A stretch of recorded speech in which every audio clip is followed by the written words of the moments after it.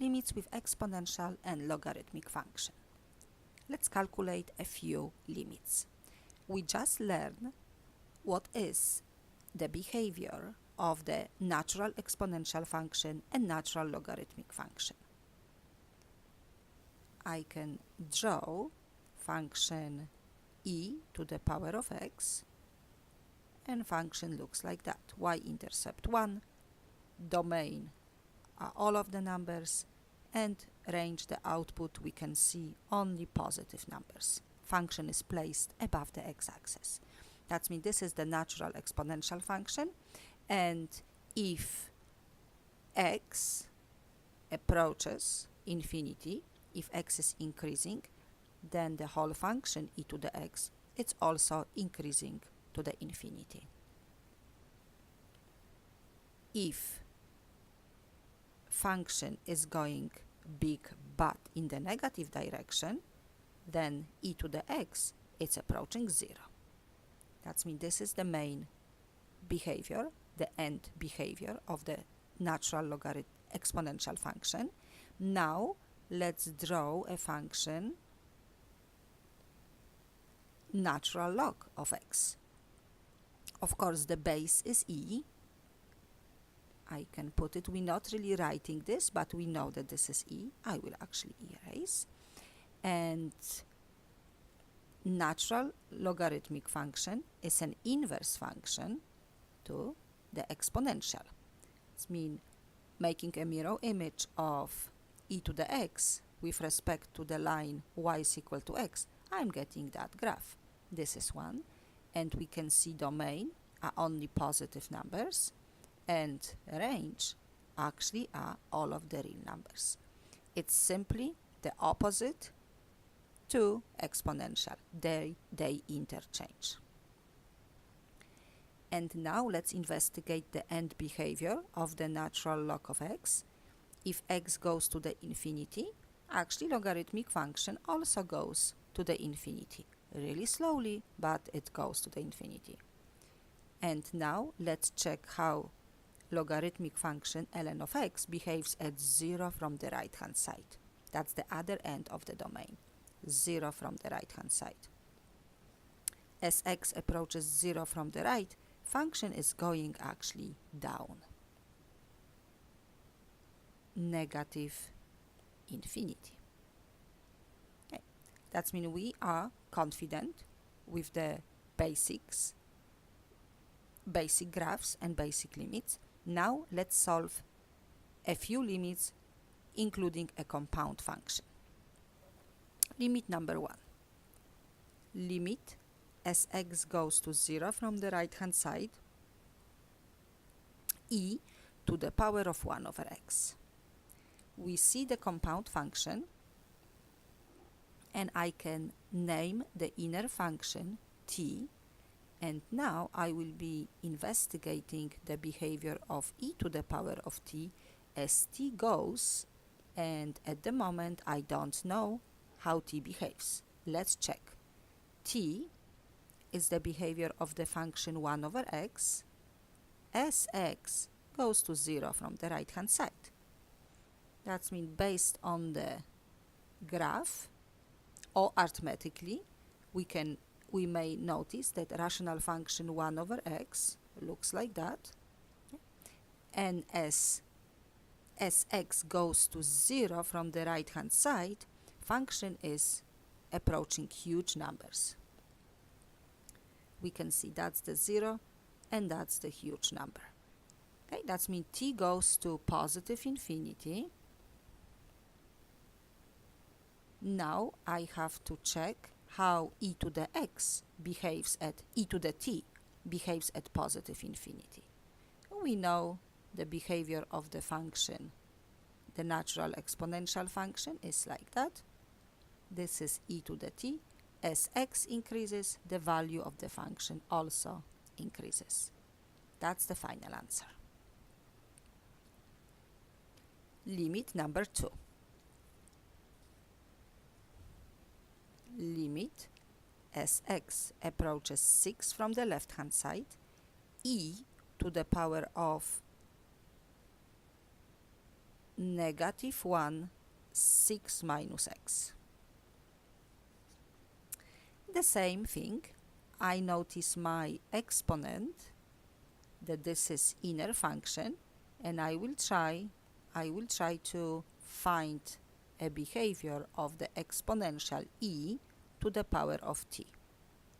But I still don't know what t does. T is a limit as x goes to 6 from the left hand side of the rational function negative 1 over 6 minus x. If I will try to do the direct substitution, I can see, I may also actually rewrite this because I think it's too many negatives. If I will apply this negative from the numerator, if I can apply to the denominator, I can change a little bit. Actually, I'm not changing anything. This is still left hand side. I will just negative times negative x is positive x, negative times 6 is negative 6, and this will give me positive. Okay, that means this one looks a little bit better. Okay, that means this limit, it's again doing the arithmetic by direct substitution. I have 6 minus 6, 0. 1 over small is infinity.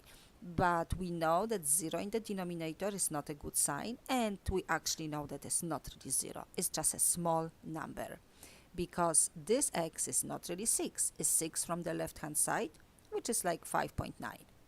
But 5.9 minus 6 will give me small number, almost 0, negative. 1 over small negative number will result in the negative big number, negative infinity. That means t, I can come back to my main limit, t goes to negative infinity. And now exponential function e to the t at negative infinity is 0. Okay, that's the final answer. Limit number 3.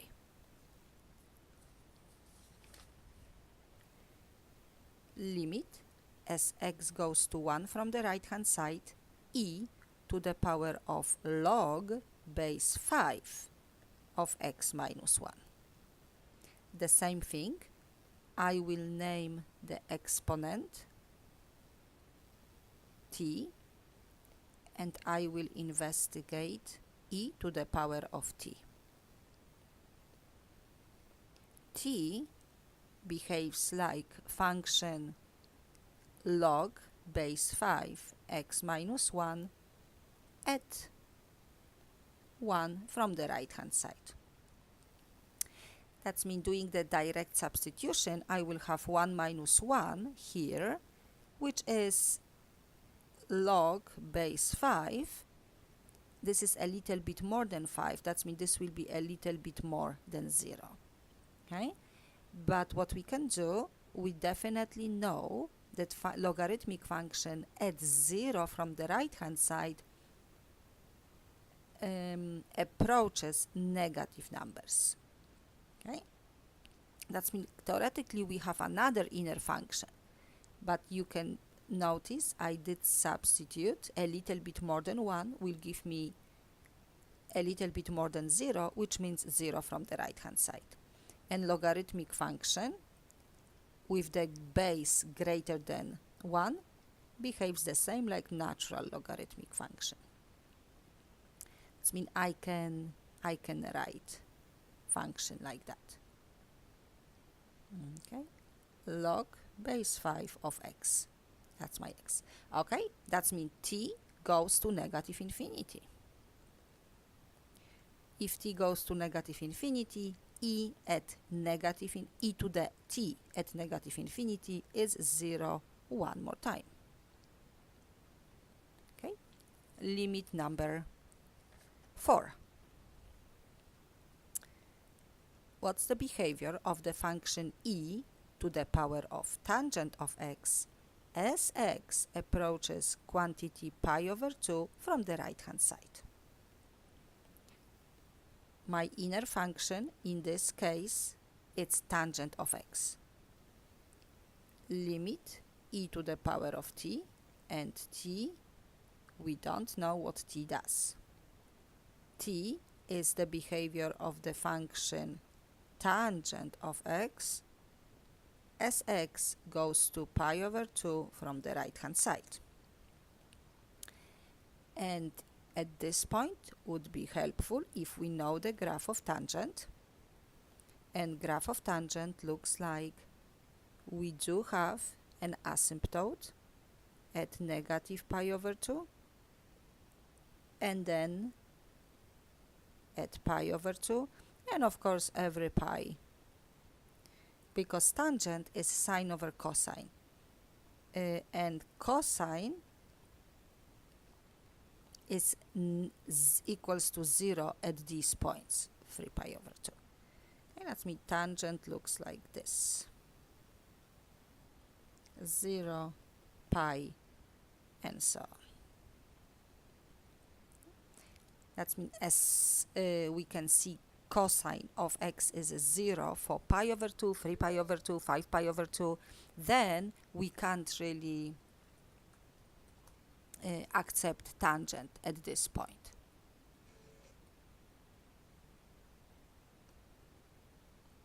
Okay, that means now tangent function behaves at pi over 2 from the right hand side. We can see it's going actually to the negative infinity.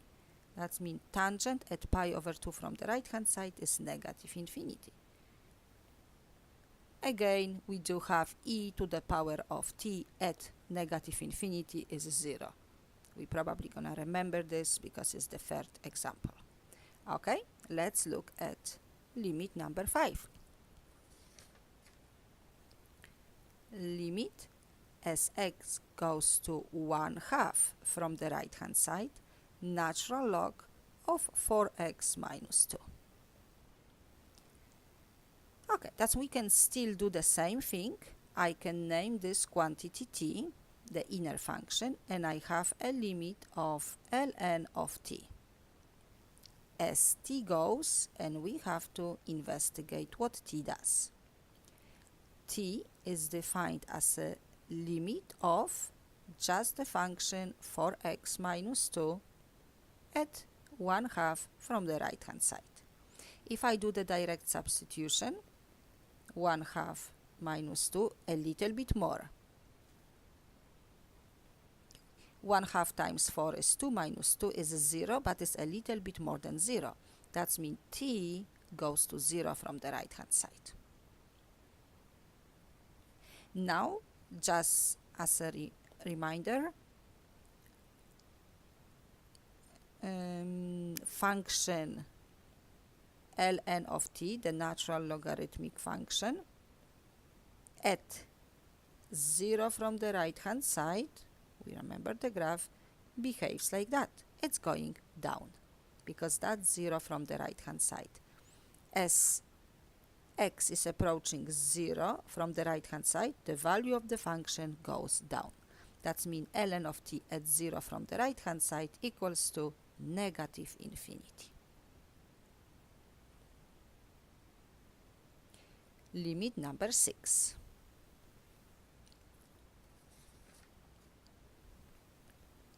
Limit as x goes to positive infinity, ln of x plus 2 minus ln of x squared plus 1.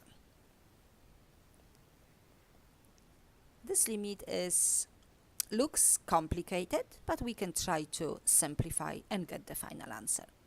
If I think about infinity as a big number, if x is big number, I have ln of big number plus 2, which is ln at infinity. Ln at infinity is actually infinity. And another situation, similar, ln at big number is a big number. That means this limit, it's showing me expression infinity minus infinity. This is one of the form in mathematics that we will call indeterminate form. That means, please notice, this is not really 0 right away, could be 0, but we really have to have a strong evidence. We have to have a proof for this. Okay? But also could be a negative infinity, positive infinity, or even the finite number. Okay? That means let's check. Having this form, which we will call indeterminate form, we always have to make sure that we trying to rewrite the expression, simplify, and hopefully we can get the answer. We can avoid this. That's mean what I will do. First of all, I will use the property of logarithms, and when I subtract, I can divide the arguments, because I am subtracting, we can see I'm subtracting two logarithms, the same. I can divide the inputs, x plus 2 over x squared plus 1, still ln. And now I end up having compound function, natural log of the whole quantity, which I can call t. And t is simply, I can possibly go this direction. This is my t. That means t behaves like a function x plus 2 over quantity x squared plus 1 when x goes to the infinity. That means limits at infinity of the rational function. We're just looking at the degree of the polynomials, the first one and the second one. If the denominator is winning, always is 0. Okay? That means we do have a limit, the main one, natural log of t, because the inner function was named t, and t goes to 0. And since it's positive infinity, is a little bit more than 0, is positive 0 from the positive side, and then natural log function, natural log of t at 0 from the right, it's negative infinity. I can draw it. We can see negative infinity, and that's ln of t. Okay, and limit number 7, limit as x goes to infinity, ln of 3 plus ax minus ln of 2 plus bx. It's similar limit, and we can see it's infinity over infinity, but let's rewrite right away. Limit as x goes to positive infinity, and I can divide 3 plus ax, 2 plus bx. And the same thing, this will be ln, and I may notice that this expression at infinity behaves like, actually let's maybe I can say one more thing. We're still looking at the degree of the polynomials. This is degree 1 and this is degree 1. If the degree is the same, we're taking the ratio of the leading coefficients, ax and bx. That means it's a over b, and this is the answer, ln of a over b. Because that was my t quantity, I did skip my notation, but we all know, because it's the limit number 7, that's why we know how this works. Since the inner function, one more time, it's approaching a over b, this is the ln of a over b. Okay? And I have another limit. Okay? Limit number 8, limit as x goes to 5 from the right hand side, arc tangent of ln of x minus 5. Okay, we do have a few limits. I can use the shortcut instead of writing all of these limits, naming t, because I do have two inner functions. I have one of my inner function is x minus 5, that means I can name this t, but another inner function is actually entire ln of x minus 5. I will have another t, the blue t and the green t. And then most outer function is the inverse tangent, arc tangent. That's mean what we can see. We may probably investigate the green t. If x is 5 from the right, 5 minus 5 will give me 0. That means this goes to 0 from the right hand side. Now the blue t is ln at 0 from the right hand side, which of course is negative infinity. And now the whole limit, now I can probably rewrite this limit as arctangent of t, and t goes to negative infinity. That means how the inverse function behaves at negative infinity. Also, we probably remember this is arctangent is just the inverse to the tangent. We just draw a tangent, and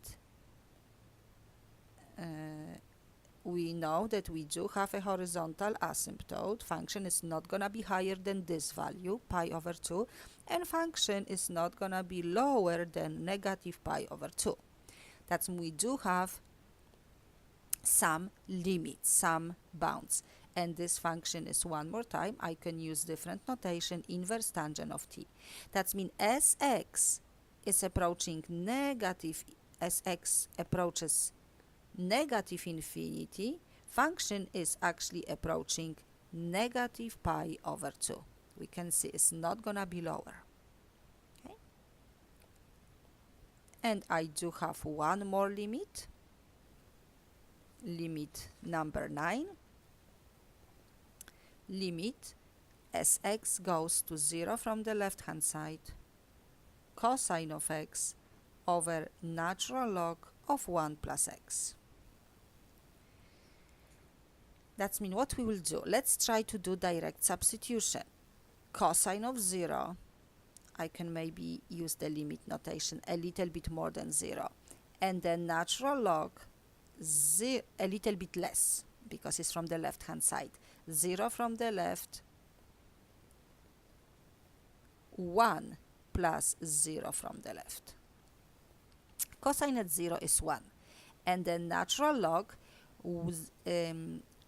it's 1 plus 0 from the left, which theoretically means 0 from the left is like a really tiny number, but negative. When I will add negative number, I'm making 1 a little bit smaller. That means it's from the left hand side. Okay? And we have to think, because ln at 1 is actually 0. But let's look, this is the ln function, natural log of x, 1. And as x is approaching 1 from the left hand side, this is actually left hand side, and this is right hand side. That means left hand side is showing me that the values are below negative. Okay? That means the final answer is 1 over small number, 1 over 0 is big number, and it's negative. That means it's a negative infinity, because ln at 1 approaching from the left hand side is actually negative. From the right hand side will be positive. That means 1 over small number negative, it's big number negative, which also is the small number. Okay? Thank you very much.